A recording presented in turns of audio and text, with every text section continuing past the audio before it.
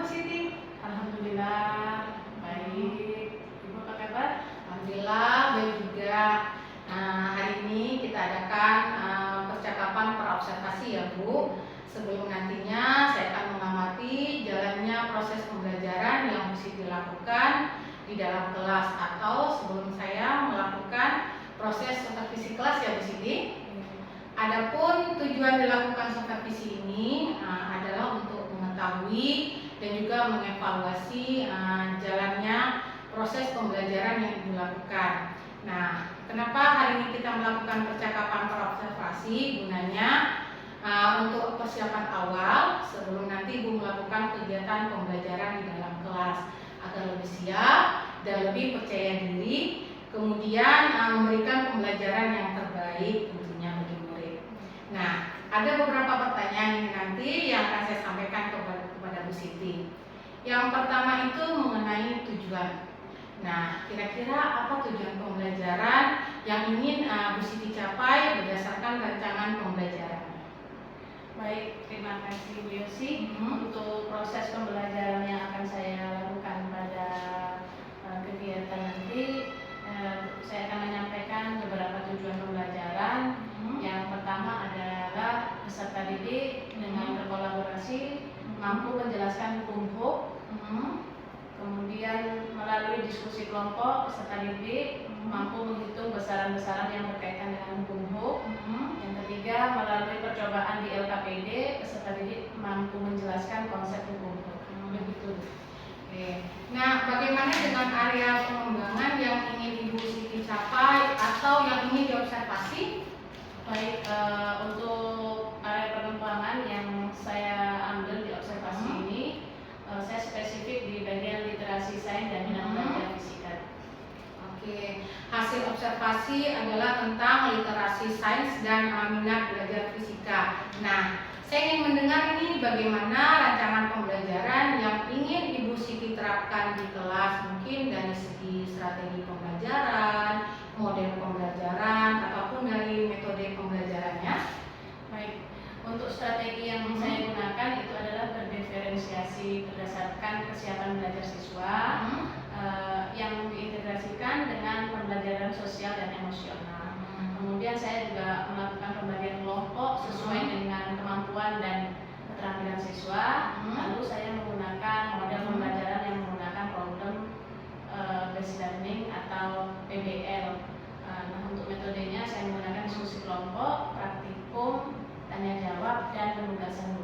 Oke, jadi yang akan Ibu Siti terapkan di dalam kelas yakni menggunakan strategi pembelajaran berdiferensiasi yang diintegrasikan dengan pembelajaran sosial emosional menggunakan model pembelajaran problem based learning ya.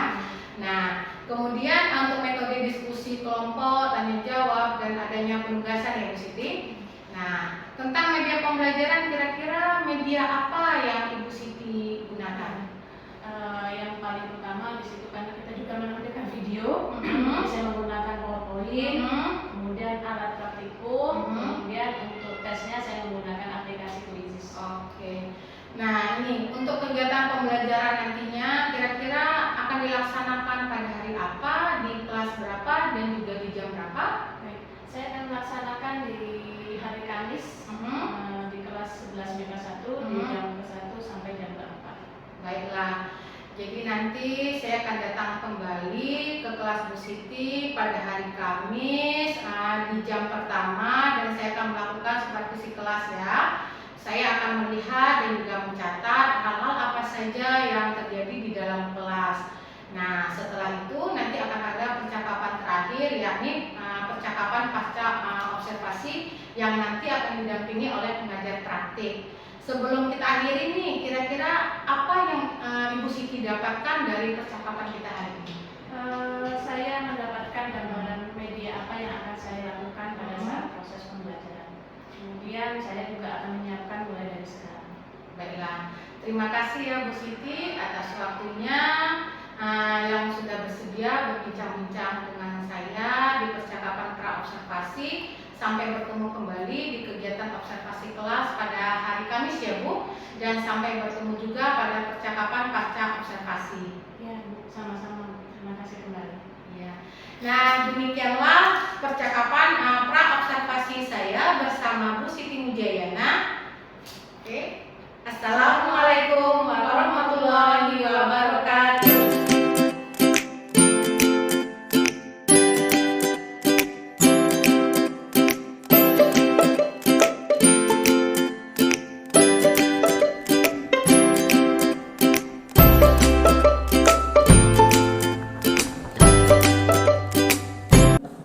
Ketua kelas, silakan disiapkan.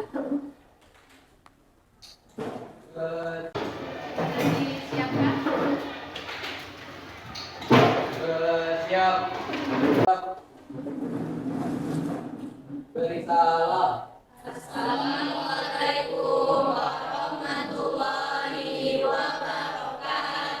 Waalaikumsalam warahmatullahi wabarakatuh.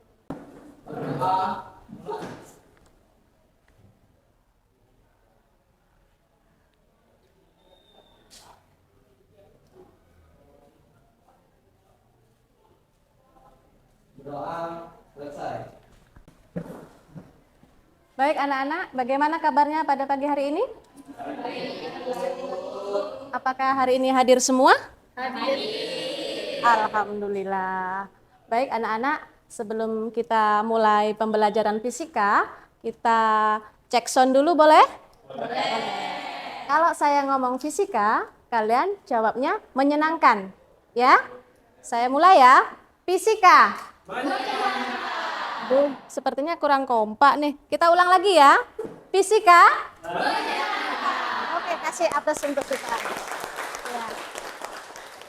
Baik anak-anak, minggu lalu kita sudah membagi kelompok ya terkait dengan kegiatan kita pada pagi hari ini. Untuk kelompok batu karut, bagaimana kesiapannya? Dah bawa headset? Bawa laptop? Bawa ya, oke. Bukunya mana? Di tas ya? Silakan dikeluarkan ya, oke. Kemudian kelompok batu kasah. Batu kasah, ya ini kelompok batu kasah ya, Geopark Natuna lah ya. Gimana? Headsetnya sudah dibawa? Sudah. Laptop sudah. Casnya penuh ya nak ya? Oke. Apa namanya? Buku silakan dikeluarkan nanti ya. Minggu lalu kita sudah belajar terkait dengan elastisitas ya. Menurut kalian pelajaran minggu lalu ada yang masih ingat nggak apa itu elastisitas? Siapa? Oh ya, Sophia. Apa nak elastisitas nak? Elastisitas merupakan kemampuan suatu benda untuk kembali ke ukuran yang bentuk semula setelah gaya dari luar dihilangkan. Iya, gimana kawan-kawan ini? Benar? Betul. Kasih aplaus untuk Sophia. Iya. Baik. Selanjutnya terkait dengan elastisitas, di situ ada benda elastis. Betul apa tidak? Betul ya. Nah, kira-kira menurut kalian apa saja sih benda elastis? Gelang, karet, dan per. Ada lagi? Ada lagi selain itu? Iya, silakan. Shockbreaker untuk menambah kenyamanan orang bersepeda motor. Oh iya, kasih aplaus untuk Aji dan Zahra. Baik anak-anak, sebelum kita masuk ke materi hukum HUK, saya akan menyampaikan tujuan pembelajaran kita pada pagi hari ini, bahwasanya yang pertama tujuan pembelajarannya adalah melalui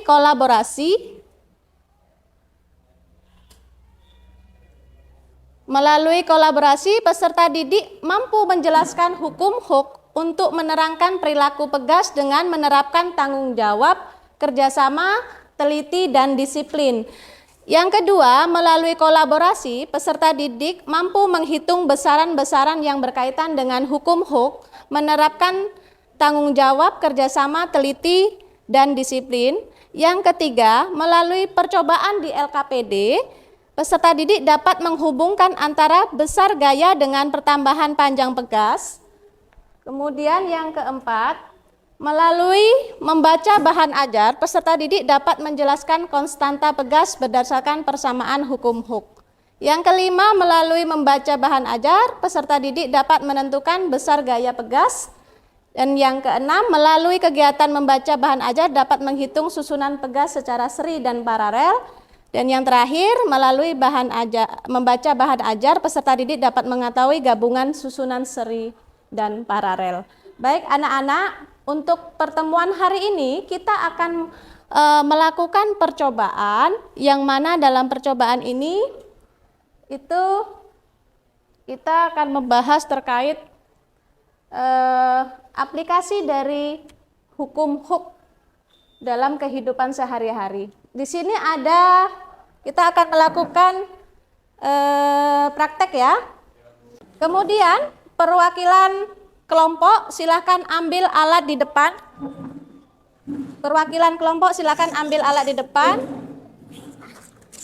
Ya, ada 3.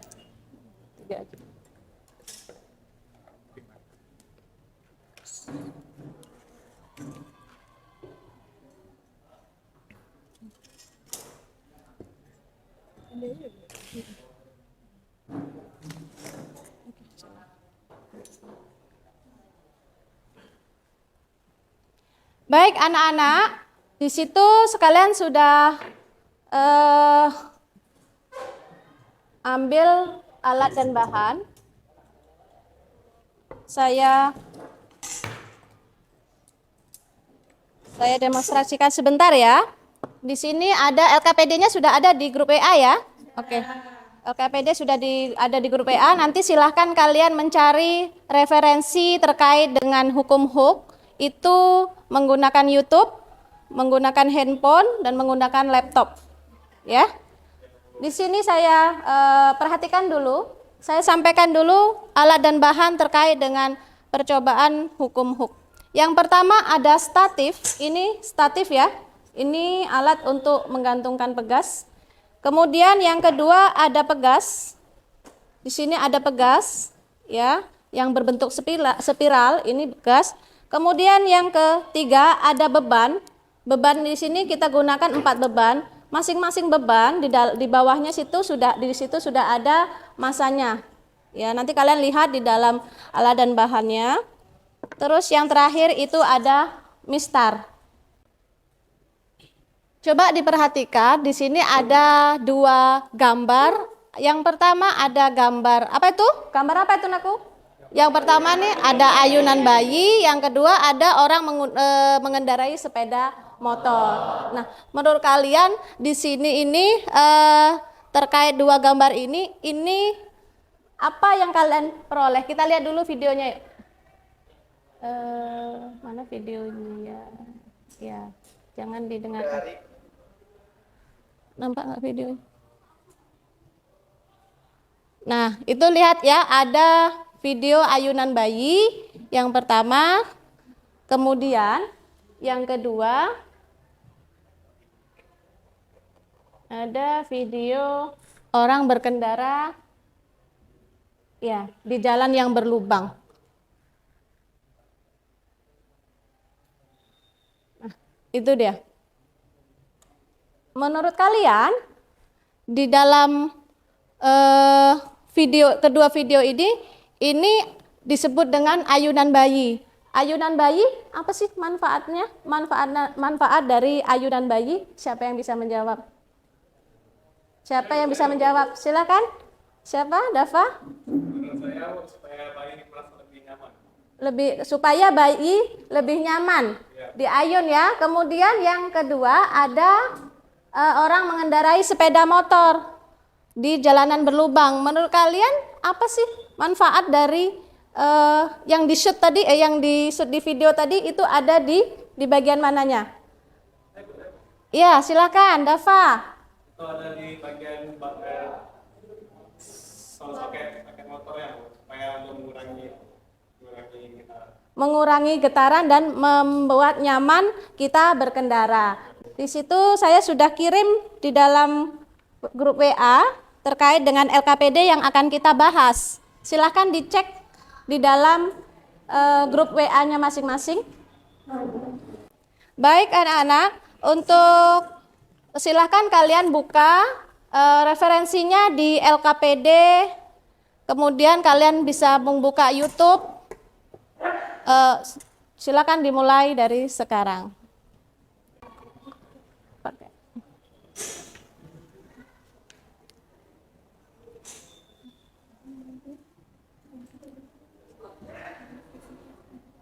Ya, silakan kalian pergunakan. Di sini diukur dulu panjang pegas mula-mula. Kemudian sudah dicari di YouTube?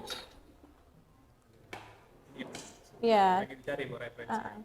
Silakan kalau mau sambil dengarkan videonya, nggak apa-apa, pakai aja headsetnya.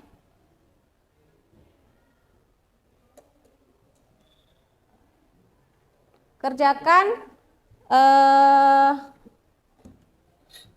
sesuai dengan LKPD, diukur dulu panjang pegas mula-mula, kemudian silakan diisi di dalam laptop ya nak, di LKPD-nya diukur dulu, ukur panjang mula-mulanya berapa.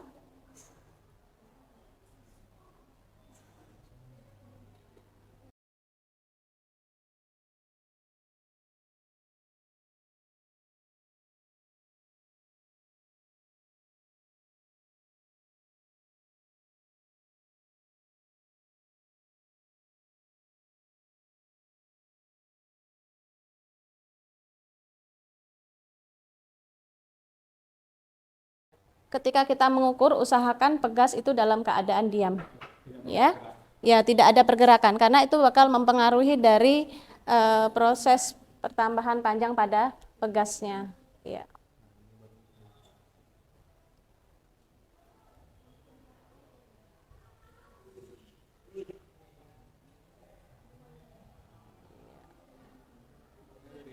Dari bawah, nah begini ya. Silahkan dicatat di dalam LKPD-nya, di dalam laptop. Ini usahakan dalam keadaan diam. Dipegang ya.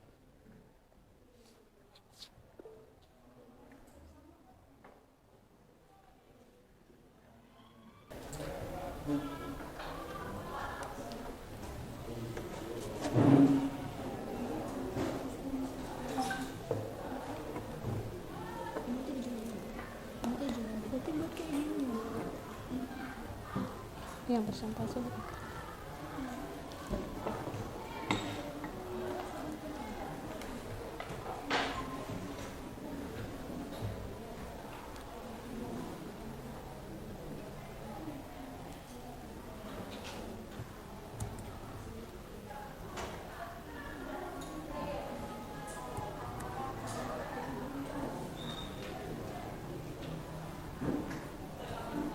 Bagaimana hasilnya yang di sini?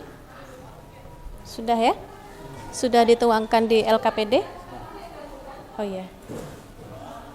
Baik anak-anak, sepertinya kalian sudah memahami keseluruhan dalam beberapa referensi yang kalian gunakan.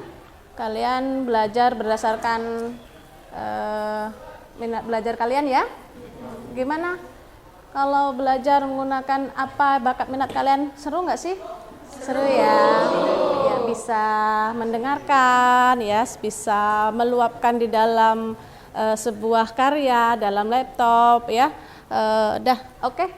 Untuk hasil presentasi hari ini kita gunakan Humpimpa boleh? Ya, sebelum kita presentasi, kita cek sound lagi lah ya. Habis praktek tadi kita sebelum presentasi kita cek sound fisika lagi boleh? Atau nggak usah fisika deh, saya pakai ice breaking yang lain ya. Kalau saya bilang selamat pagi, kalian tepuk 1 kali ya. Kalau saya bilang selamat siang, kalian tepuk 2 kali. Dan kalau saya bilang selamat malam, kalian tepuk setengah kali. Setengah kali ya, tak sampai gitu ya. Boleh saya ulang?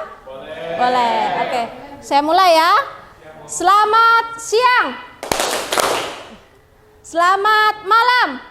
Ya, nggak apa-apa. Berarti ini tes konsentrasi. Selamat pagi.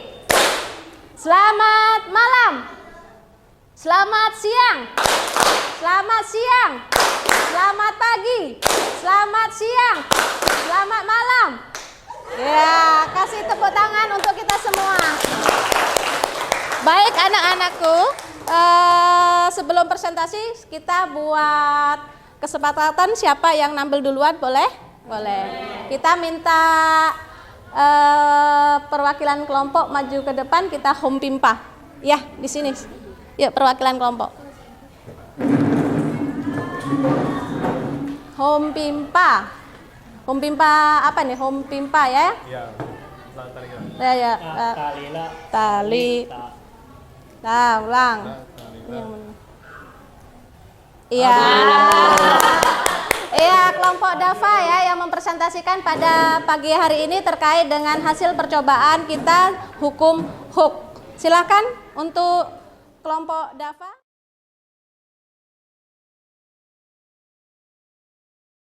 Assalamualaikum warahmatullahi wabarakatuh.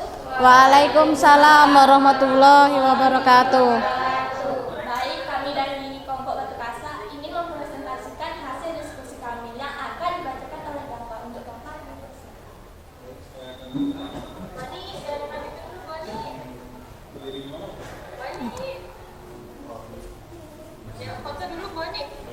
Saya ingin menjelaskan tentang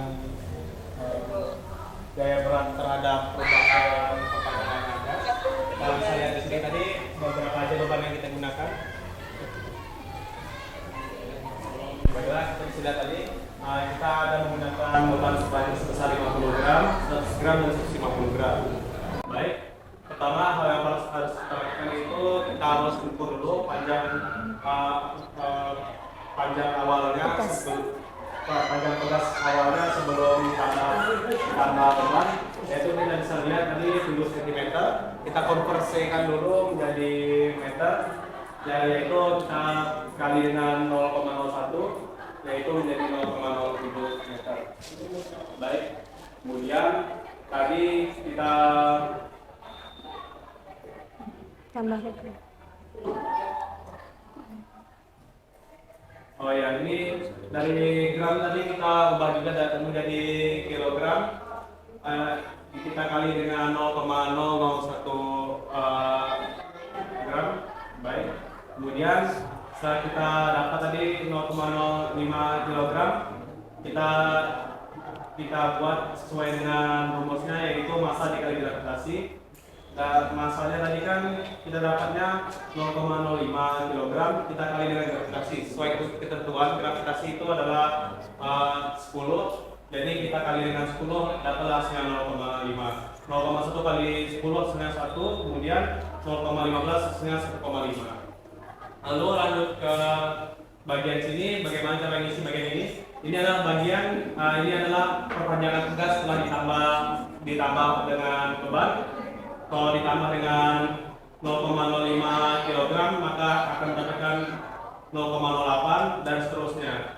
Lalu ini adalah apa? Ini adalah delta L, yaitu jumlah perpanjangannya, yaitu ini Pertambahan.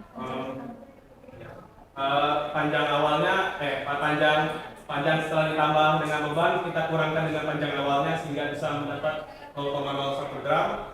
Saat seterusnya sama aja, 0,09 dikurang 7 jadinya 0,02. Baiklah, kemudian kita masukkan ke rumus berikutnya, yaitu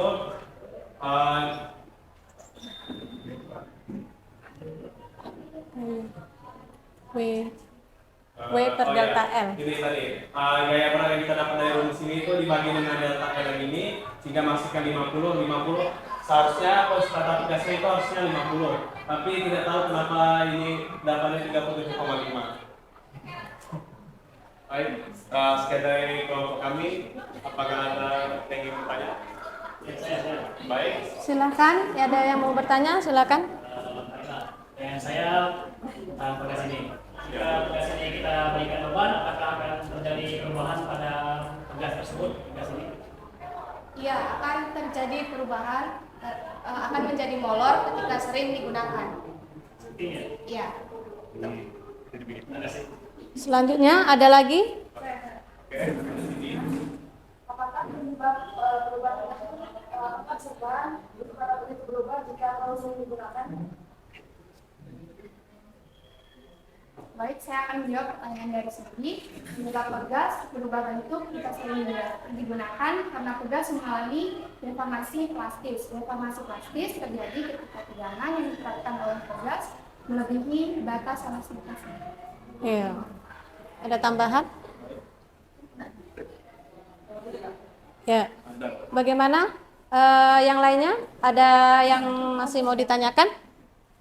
Ada yang masih mau ditanyakan? Tidak, sudah paham semua terkait dengan percobaan hukum HUK? Ya, sudah. Sudah? Kalau sudah, silahkan ditutup presentasi hari ini. Baik, sekian dari kelompok kami ucapkan terima kasih karena telah mendengar. Saya tutup dengan wassalamualaikum warahmatullahi wabarakatuh. Waalaikumsalam warahmatullahi wabarakatuh. Ya, kita kasih aplaus untuk kelompok Batu Kasar. Kita ambil kesimpulan bahwasanya kira-kira menurut kalian kesimpulannya siapa yang bisa menyimpulkan dari percobaan kita hari ini? Coba silakan, Sophia. Dari percobaan 10 tadi dapat disimpulkan bahwa semakin berat massa yang diberikan pada Pegas, maka semakin besar pula gaya yang diperlukan untuk menarik beban ke bawah. Pertambakan panjang Pegas tergantung oleh beban massa beban. Semakin besar massa yang diberikan, maka semakin besar pula tambahan panjang Pegas. Iya. Ada yang lain yang mau nambahkan? Silahkan, Gracia. Yang dapat saya tangkapkan dari kegiatan ini yaitu pada akhirnya bayi dan shoulder breaker itu akan mengalami perubahan bentuk jika terjadinya dilakukan itu secara terus-menerus dan dengan beban yang berbeda. Iya, terima kasih. Ada lagi? Simpulan terakhir, ada lagi? Terkait deformasi? Iya, benar. Terima kasih untuk Sophia dan Gracia.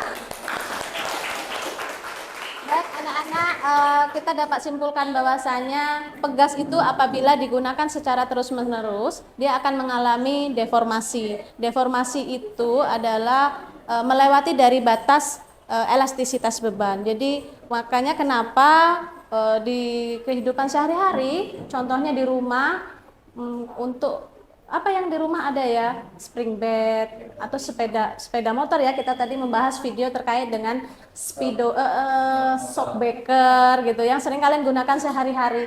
Kok lama kelamaan kok beda ya motor baru dengan shock breaker baru dengan motor lama dengan shock breaker lama, apalagi di jalanan yang berlubang akan mempengaruhi itu karena tingkat deformasinya sudah maksimal, sudah melewati batas elastisitasnya. Jadi baik anak-anak, untuk percobaan hari ini kita sampai di sini. Kita di situ akan melaksanakan post test ya. Post test.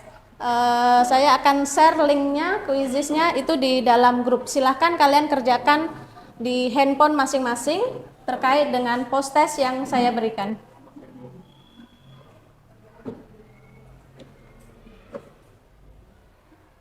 Ya, ini linknya saya kirim ya, link quizisnya ya. Silakan diisi sesuai dengan apa yang kita peroleh di dalam praktek.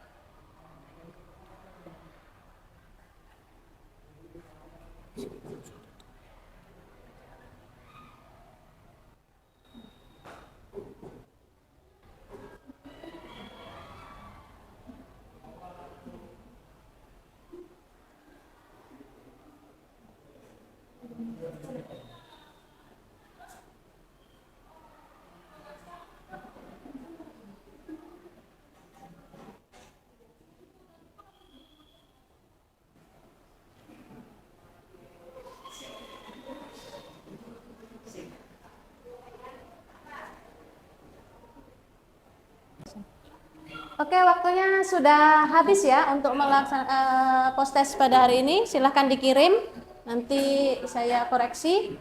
Selanjutnya saya sampaikan dulu materi yang akan kita pelajari di minggu depan. Itu terkait dengan fluida. Nanti kita silahkan kalian cari referensi belajar terkait dengan fluida ya.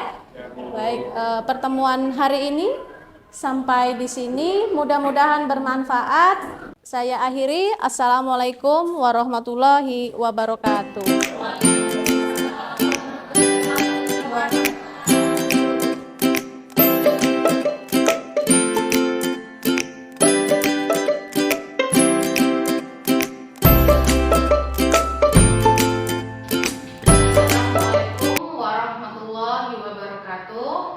Berjumpa kembali dalam percakapan pasca observasi bersama saya Yosi Sukmawati dari SMA Negeri 1 Bunguran Timur. Saya masih ditemani oleh Bu Siti Mujayana sebagai guru yang telah saya observasi pada kegiatan supervisi akademik. Assalamualaikum Bu Siti. Waalaikumsalam. Bagaimana kabarnya hari ini Bu Siti? Alhamdulillah sehat. Ibu apa kabar Bu? Alhamdulillah sehat juga. Ya baik, ini di percakapan pasca observasi saya akan memberikan pertanyaan kepada Bu Siti terkait dengan jalannya proses observasi di kelas yang sudah Ibu lakukan dengan tujuan untuk mengevaluasi sejauh mana proses pembelajaran yang sudah Ibu lakukan. Untuk pertanyaan pertama ini Bu Siti, bagaimana nih perasaan Ibu terkait dengan jalannya kegiatan observasi di kelas yang sudah berlangsung? Baik Ibu, terkait dengan pelaksanaan yang berlangsung di kelas, karena di sini di supervisi kan jadi agak sedikit tegang, namun seiring berjalannya waktu pembelajarannya berjalan dengan lancar. Alhamdulillah ya Bu, kalau sudah berjalan dengan baik. Bisa diceritakan kembali area perkembangan apa yang Ibu lakukan di dalam kelas, kemudian langkah-langkah atau tahapan-tahapan pembelajaran apa yang sudah Ibu lakukan di dalam kelas? Baik Bu, untuk tahapan awal tentunya saya menggunakan perangkat pembelajaran atau RPP ya Bu, karena di sini saya masih menggunakan K13. Ya. Kemudian area pengembangan selanjutnya adalah literasi dan minat belajar fisika. Untuk literasi ini saya mengkaitkan pembelajaran itu dijabarkan dalam bentuk teks dalam pembelajaran fisika. Kemudian bagaimana minat belajar fisika setelah mereka belajar menggunakan pengelompokan secara diferensiasi. Kemudian bagaimana dia belajar fisika terkait dengan literasi itu sendiri. Baik, jadi area pengembangannya berkaitan dengan literasi dan minat belajar fisika. Nah, menurut Ibu nih sejauh mana area pengembangan yang Ibu sudah sampaikan tadi, apakah sudah berhasil dilakukan di dalam kelas atau tidak? Iya, menurut saya alhamdulillah ya Bu sudah cenderung baik, namun masih ada beberapa kekurangan yang mana kekurangan itu nanti akan saya perbaiki dan saya lengkapi lagi.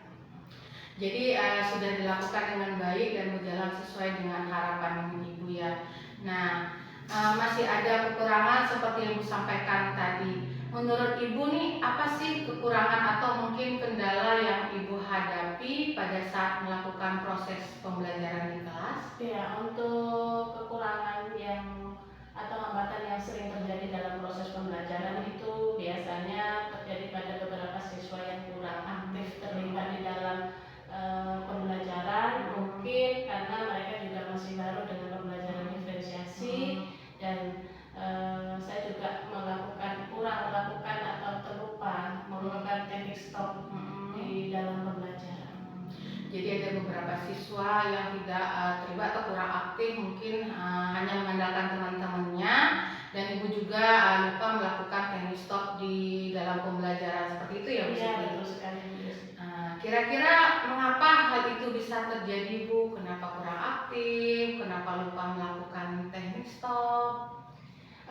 Saya rasa begini Bu, karena ketika mereka tidak aktif dan tidak terlibat dalam diskusi kelompok, mungkin ini berkaitan dengan pembagian kelompok, di mana saya membagi kelompok menggabungkan bermacam-macam gaya belajar. Jadi sehingga menyebabkan mereka masih asik dengan gaya belajar mereka masing-masing. Untuk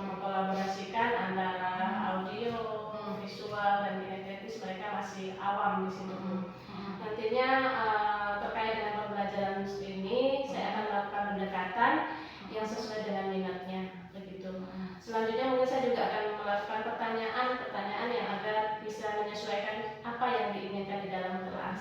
Ingin belajarnya seperti apa. Kemudian mengenai teknik stop, karena pembelajarannya juga masih baru ya Bu ya.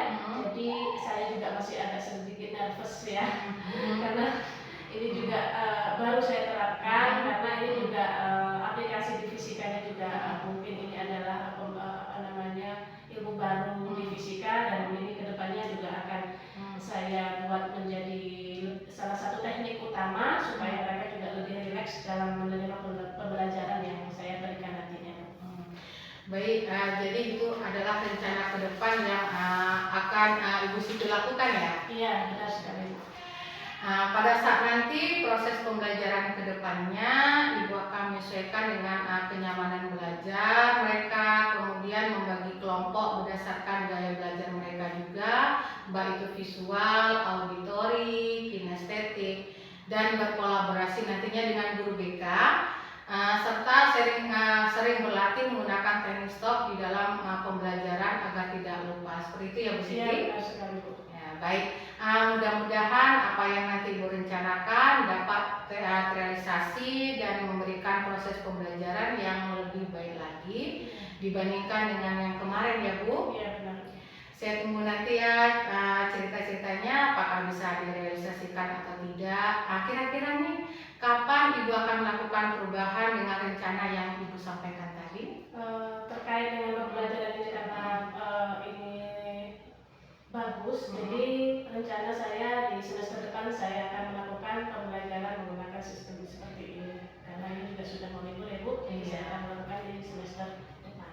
Oke, baik Bu, terima kasih banyak atas waktunya dan jawaban yang sudah Ibu Siti berikan.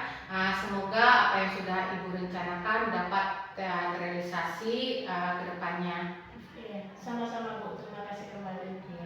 Demikianlah percakapan pasca observasi hari ini. Akhirnya dalam rangkaian kegiatan coaching untuk supervisi akademik sudah selesai, dimulai dari kegiatan percakapan pra-observasi, kemudian observasi kelas, dan juga percakapan pasca observasi. Saya ucapkan terima kasih banyak kepada Bu Siti Mujayana, dan saya akhiri. Assalamualaikum warahmatullahi